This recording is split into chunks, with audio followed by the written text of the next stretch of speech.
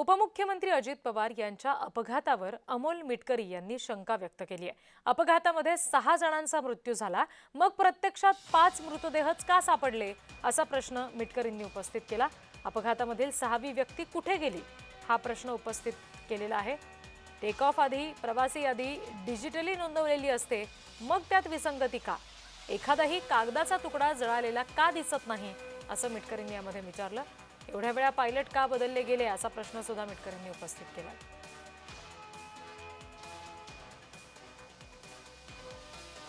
अजितदादांना जाऊन आज 5 दिवस झालेत आणि अख्खा महाराष्ट्र, राष्ट्रवादी काँग्रेस पक्षाचा परिवार आणि सर्व पक्षीय नेते अजूनही त्या धक्क्यामध्ये आहेत आणि अजितदादांच्या मृत्यूच्या संदर्भामधल्या अनेक चर्चा ह्या महाराष्ट्राच्या सर्वसामान्य ग्रामीण भागापासून शहरापर्यंत आहेत। काल मी तशा काही चर्चा राजभवनच्या शपथविधीच्या पूर्वी ऐकल्या, देवगिरीवर असताना नंतर मला लोकांनी विचारलं आणि एक गोष्ट काही लोकांच्या सांगण्यावरून लक्षात आली की दादांची बॉडी ओळखण्यासारखी नसताना कागदपत्राला साधा जाळ लागला नाही किंवा कागदपत्र कसे जळाले नाहीत। त्याच्यामुळे प्रश्न असे आहेत की विमानाचं टेक ऑफ किती वाजता होतं, विमानात पहिलं टी व्हीवर बातम्या चालल्या 6 लोक बसली होती। मी आता माहिती घेऊन पाहतोय तर त्याच्यामध्ये 5 लोकांची नावं दिसत आहेत, एक कॅप्टन, दुसरे को कॅप्टन आणि त्याच्यानंतर ते माळी नावाची मुलगी, स्वतः दादा आणि विदीप जाधव त्यांचे बॉडीगार्ड, असे 5 दिसतात। पण पूर्वी मग 6ची बातमी चालली। त्याच्यानंतर फ्युएल त्याच्यामध्ये असताना विमानाला घिरट्या घेण्याच्या संध्या होत्या, 100ही घिरट्या विमानाने घेतल्या असत्या आणि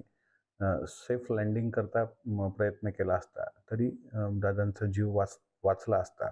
मिड डे कॉल जो दिला गेला तो याच्याकरता दिला गेला की मला धावपट्टी दिसत नाही आहे। त्यावेळेस पुण्यावरून सांगितलं गेलं की तुम्ही पुण्याला लँड करा। मग त्या पायलटने ते लँड का केलं नाही? दोन्ही पायलट कसे बदलले गेले? काही पायलट ट्रॅफिकमध्ये अडले होते। सकाळी माझ्या माहितीप्रमाणे मी दादांसोबत 2-4 विमानाचा प्रवास सकाळी डोमेस्टिक एअरपोर्टवरून केला, गेट नंबर 8 मधून। त्या दिवशी त्याच गेटमधून दादा चालले होते आणि त्यावेळेस सुद्धा ट्रॅफिक नसते त्या काळामध्ये आणि ट्रॅफिकच्या अडाचं कारण दाखवून अचानक ज्या पायलटची हिस्ट्रीच दारूची आहे, ज्याला सस्पेंड केलं आहे, जे विमान नादुरुस्त आहे, अशा प्रकारे दादांनी प्रवास करावा आणि मग शेवटी बॉडी छिन्न-विछिन्न परिस्थितीत माळरानावर सापडावी, कागद जळलेले नसावेत आणि याबद्दलची साशंकता एक कार्यकर्ता म्हणून माझ्या मनात आहे। म्हणून काही प्रश्न मी उपस्थित केलेत।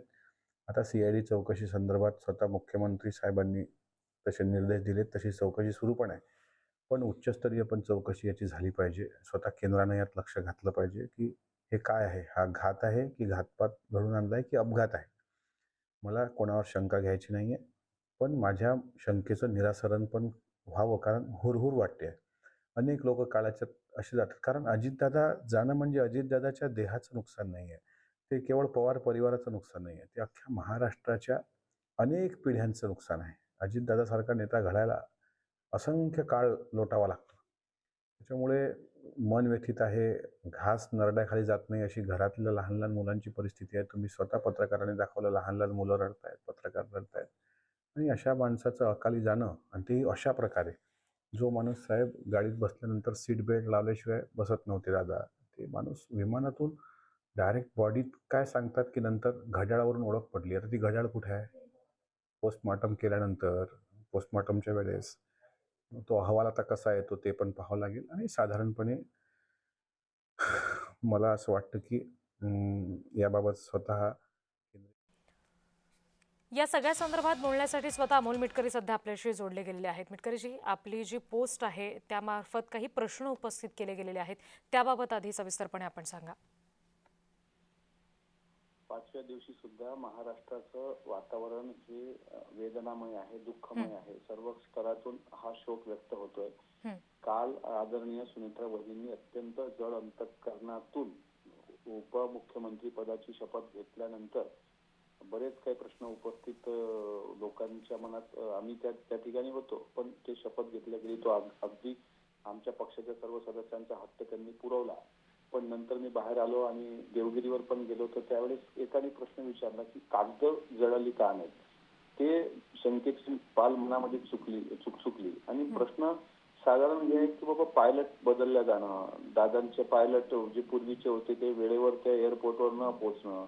पहिलं मीडिया दाखवत होता 6 जण त्या विमानात प्रवास करतायत, नंतर त्या 5च तिथे मृतदेह सापडणं। टेक ऑफच्या आधी प्रवासी यादी डिजिटल नोंदलेली असते, पण ते त्या ठिकाणी नसणं, त्याच्यात विसंगती असणं, कागदाचे तुकडे न जळणं, पायलट का बदलले गेले, म्हणजे असे अनेक प्रश्न होते.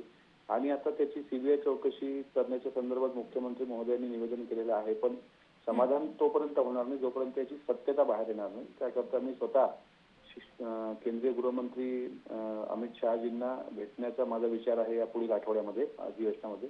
आणि आदरणीय अजितदादांच्या विमानाचं टेक ऑफ होणं, लँडिंग होणं, मिड डे कॉल न देणं पायलटनी, या सगळ्या संशयास्पद गोष्टी. आणि ती पिंकी माळी जी आहे ती क्रू मेंबर होती, त्याच्यामुळे क्रू मेंबर म्हणजे ती साधारण प्रवाशासारखंच ते असतं, तर तिच्याबाबत सुद्धा म्हणजे ते को पायलट म्हणून होती का क्रू मेंबर म्हणून होती, हा सुद्धा एक संभ्रम आमच्या मनामध्ये आहे.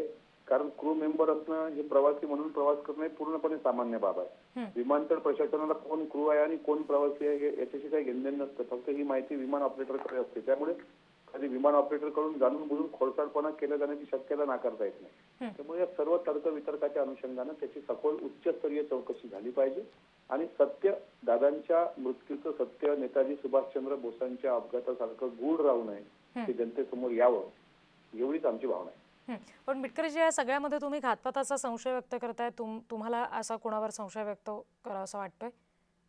नाही, घातपाताचा संशय साहजिक आहे. मला नाही, महाराष्ट्राच्या अजितदादांच्या चाहत्यांच्या मनात हाच प्रश्न आहे की जी व्यक्ती सीट बेल्ट न लावल्याशिवाय गाडीत बसत नाही ती व्यक्ती ह्या प्रवासाबाबतीत, कारण ते विमान नादुरुस्त होतं, त्या पायलटचा इतिहास हा दारूचा आहे, तो तीनदा सस्पेंड झालेला होता, तो व्यसनी होता, तरी तो पायलट का बदलला गेला, ह्याच्यावरून आमच्या अशा शंका लक्षात येत आहेत की दादांचं नेमकं विमान अपघात झालाय की घातपात केलाय.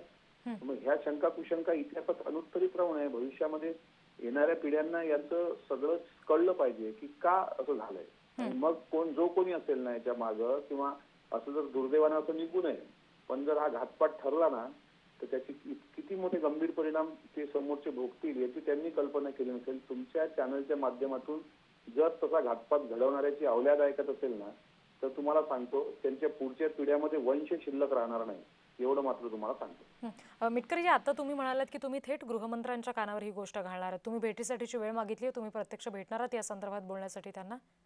आता केंद्र सरकारचं अधिवेशन सुरू आहे अर्थसंकल्पीय, आणि मी पुढच्या आठवड्यामध्ये मुंबईला असेल आणि आजच मी अपॉइंटमेंट, कारण विधिमंडळ सदस्य आहे ना, त्यानं मला केंद्रीय गृहमंत्र्यांना भेटता येऊ शकतो, त्याच्यामुळे मी काही सहकारी घेऊन जातोय. आणि माननीय मुख्यमंत्र्यांनी सुद्धा याच्यात लक्ष घातलेलं आहे आणि सुनेत्रा वहिनींच्या पाठीशी खंबीरपणे मोठा भाऊ म्हणून माननीय मुख्यमंत्री या काळात उभे आहेत.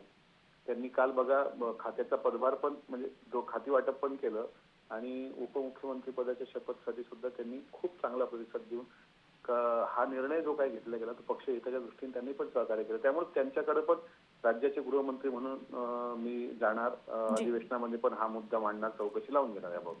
बरं, अमोल मिटकरीजी, धन्यवाद. आपण जय महाराष्ट्रशी या सगळ्या संदर्भात सविस्तरपणे बोललात यासाठी. आपण बघितलं, राष्ट्रवादीचे अमोल मिटकरी हे नुकतंच जय महाराष्ट्रशी संवाद साधत होते आणि यावेळेला त्यांनी त्यांच्या सोशल मीडिया पोस्टच्या माध्यमातून जे काही प्रश्न उपस्थित केलेले आहेत त्याबाबत आता अनेक चर्चा सुरू झालेल्या आहेत. प्रत्यक्ष गृहमंत्र्यांची, म्हणजे राज्याच्या आणि केंद्राच्या दोन्ही गृहमंत्र्यांची आपण भेट घेऊ, या सगळ्या संदर्भात त्यांना सांगू तपशीलवार आणि हे प्रश्न उपस्थित करू, असं सुद्धा मिटकरींनी म्हटलेलं आहे.